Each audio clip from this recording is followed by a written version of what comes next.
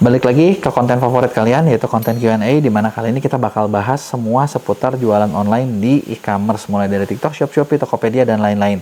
Jadi tanpa berlama-lama lagi, langsung cus ke pertanyaan pertama. Pertama, dari Inaya Rafifa. Kok apa bener ada akun prioritas yang dibikin langsung sama tim TikToknya? Bener. Akun prioritas itu kayak gimana? Ya, akun prioritas itu sebenarnya gini sih, kalau kayak di kreator ya misalnya di selebriti atau apa itu bisa dibikinin.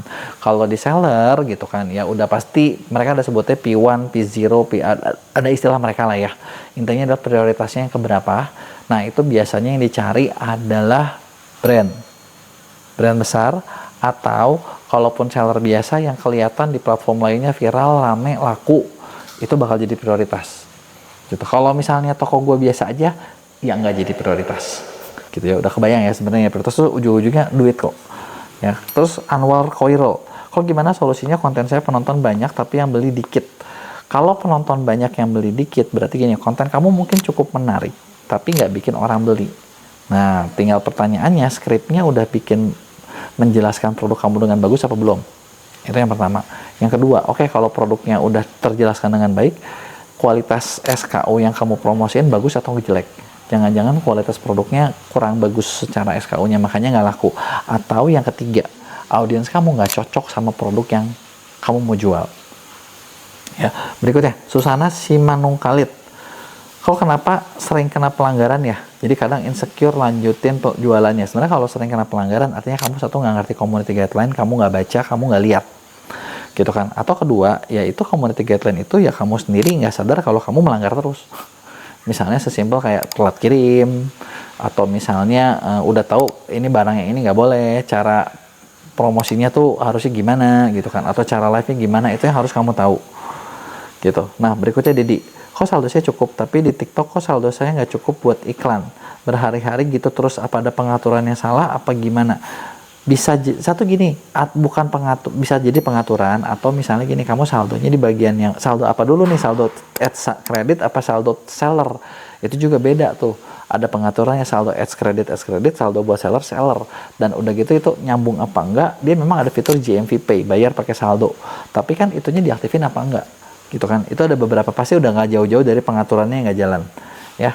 Berikutnya, Kotibul Umam, minta saran dong om, tokoku belum pernah iklan sama sekali, penjualannya sekitar 15 pesanan tiap hari, kira-kira worth it nggak kalau di iklan atau harus pakai affiliate aja? Sebenarnya kalau menurut gue ya dua-duanya sih lo harus jalanin, jangan cuma salah satu.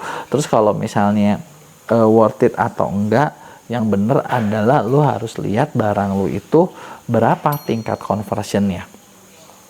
Tingkat conversion yang bagus itulah yang bisa diiklan, tingkat conversion yang nggak bagus itu yang jangan diiklan gitu ya. Terus berikutnya, dari Kartun Anak Cocomelon, aku udah jualan di Shopee 4 tahun, belum pecah telur, jualan TikTok udah mau rame, ada yang kasih rating bintang 1, ya Allah sabar. Ya bener sih. Tapi gini, kalau lo ngerasa jualan Shopee 4 tahun gak pecah telur, artinya SKU kamu salah. Itu kamu harus benerin deh. Karena gini, udah 4 tahun gak pecah telur tuh udah masalah. Bahkan kalau menurut gue tokonya tutup aja, bikin toko baru. Gitu, karena toko baru minimal masih dapat biasanya masih dapat boosting gitu dari TikTok, dari Shopee-nya. Terus kalau ngomongin bintang 1, coba dilihat beneran bintang 1 barangnya kurang bagus, atau jangan-jangan ya bayarnya salah, lo bisa chat minta dia rubah gitu ya. Berikutnya, Umar Faik, kalau saya jual parfum premium untuk pertama kali, gimana caranya ada orang percaya sama produk kita sedangkan belum ada yang beli, rating toko kagak ada, brand juga belum terkenal, udah live terus-terusan tapi belum ada hasil, mau iklan juga belum berani.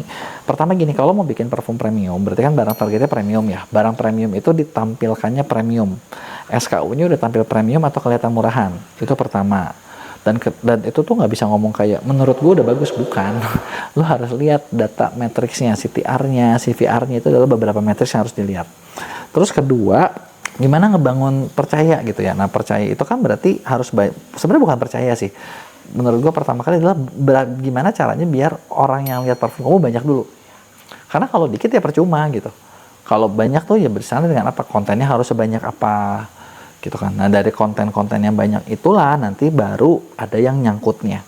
Live juga menurut gue bukan di awal, justru kalau dari awal itu adalah ngomongin SKU, ngomongin video yang banyak, baru nanti ke live ya. Nah, pertanyaan terakhir dari Indra Bakti, izin nanya kok, kalau dagang satuan di TikTok dengan harga jual hanya 35.000 per piece dengan margin hanya 12.000. Oke, ini ngomong-ngomong margin kamu lumayan 12 kalau 35 ke 12 30%. Sebenarnya kalau dibilang cukup, enggak. Lebih aman kalau bisa di 17.000 50% atau 40% ya. Ada harapan maju nggak? Ada, tapi barang kamu nggak boleh polos kayak satu gitu loh.